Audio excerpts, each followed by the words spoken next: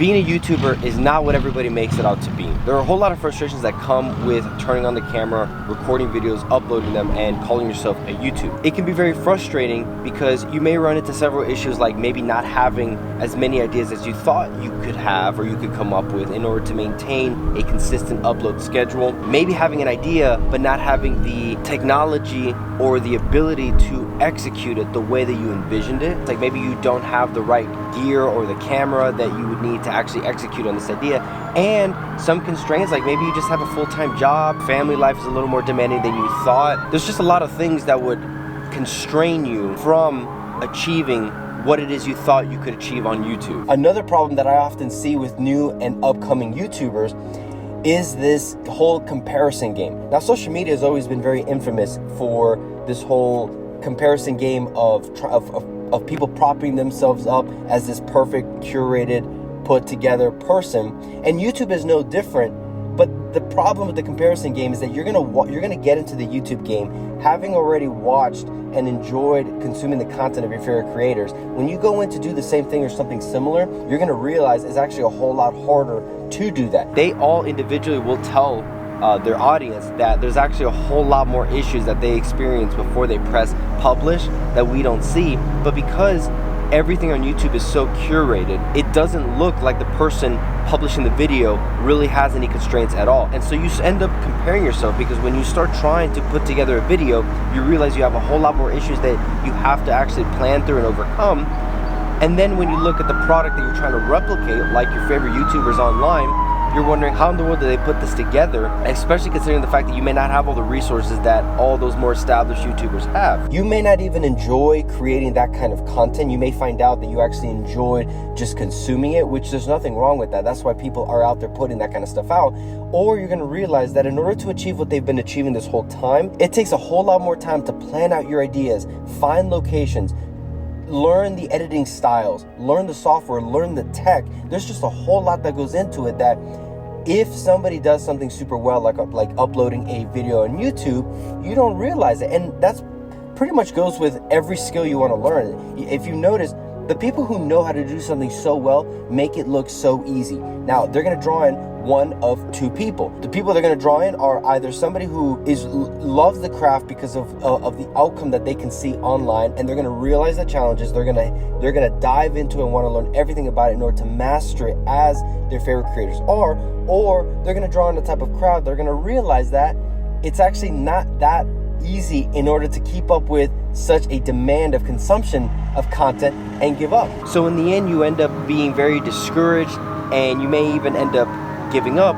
You may become someone's carbon copy, and then in the end not enjoy the whole process of recording a video, uploading it, and engaging with people. It may not be what you're passionate about. This comparison game thing is also super dangerous to anybody starting off on YouTube, because it can quickly derail you if you do not have a goal and a premeditated purpose for why you are pressing publish every single time.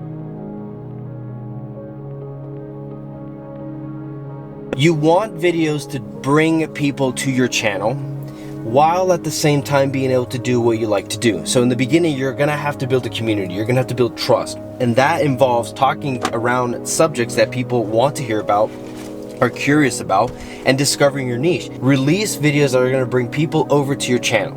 Let those videos bring traction, create movement, create energy around your channel, and then at the same time, while those are doing that, focus on your passion project videos. For me, I love doing drone photography. I love just shooting nature and just kind of showcasing the beauty of our world. Those don't get a whole lot of views, but what I end up doing to offset that is releasing videos that are pretty relevant in the moment, or more evergreen type of videos, so that while I'm working on my passion projects, those are bringing people in. And then if they're curious, one or two people might find my passion project and stick around because they see that the heart of the channel is regarding a certain kind of niche. They found it through a different type of video that I made as well, but now they're sticking around because of a different type of video. This channel is not supposed to be about drone footage, but to combat one of the issues that I listed off in the beginning, the temptation to copy your favorite creator, or maybe you're running out of ideas, I often tell people, don't try and reinvent the wheel. by trying to create the next novel idea. Chances are you're probably doing something you're already interested in. You've got a hobby, you've got something you enjoy doing. Just introduce a camera to that. So there are two channels that really embody this, and one of them is SB Mowing. This guy literally just goes out in most people's yards for free, and he finds the worst yards that are just super overgrown, and he does a time-lapse video of him mowing and trimming down this yard. It's nothing I'd ever be interested in, but millions of people have watched that channel because they just, for the pure enjoyment of it. It's just fun to watch. A second example, Life with Ebi. If you guys have not watched this one, this is pretty awesome. But essentially, he's in the repo business. He just takes cars, he tows cars that, you know, people are late on their payments and now they've lost them. He basically just, he puts a 360 camera on his truck, and it just shows the process of how fast he can actually tow a car before the owner even recognizes it. And it's in crazy scenarios. It'll be like at a gas station while they're pumping gas and they're in the restroom, like just crazy scenarios like that. These people have already been doing stuff like that.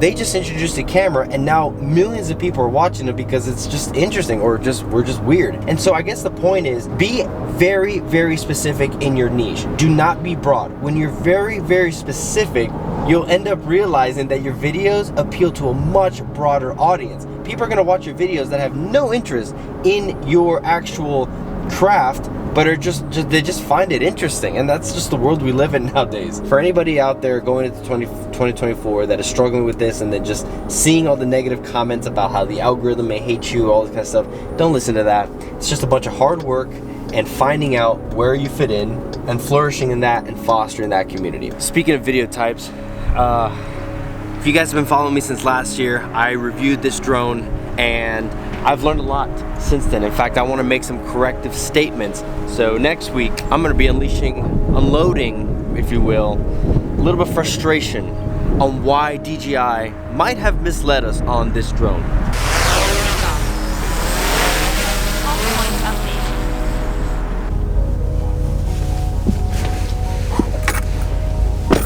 Okay.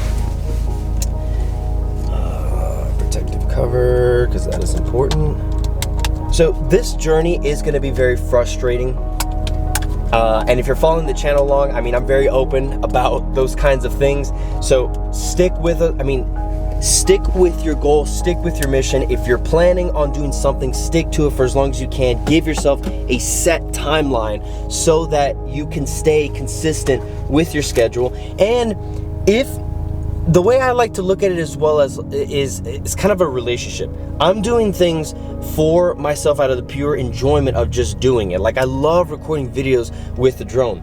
And that's one of the factors that I like about photography and just video. There are people that are going to subscribe to your channel and now have buy-in. They now want to, they're invested, they want to explore your channel. And so in a way, now you kind of owe it to them.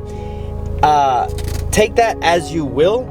But I find that as a privilege, as an honor, that somebody is willing to watch my videos, subscribe, comment, and engage with my channel. And so I want to do the best that I can to be consistent, show up every single day, press publish. Even if it's a terrible video, look, I'll come back and I'll do better the next time. So this journey is going to be... very frustrating. I get that, but keep showing up, keep putting in the work. You're gonna come across videos that you're super proud of. You would have never gotten there had you not been showing up consistently. All right, that's gonna do it for me.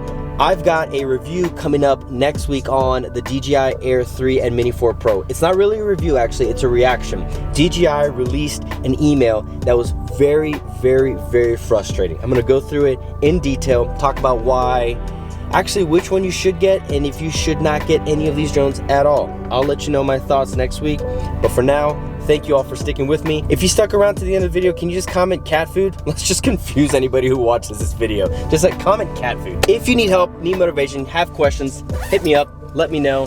Happy to help, but we will see you guys next week. Go tell the story. Have a good week.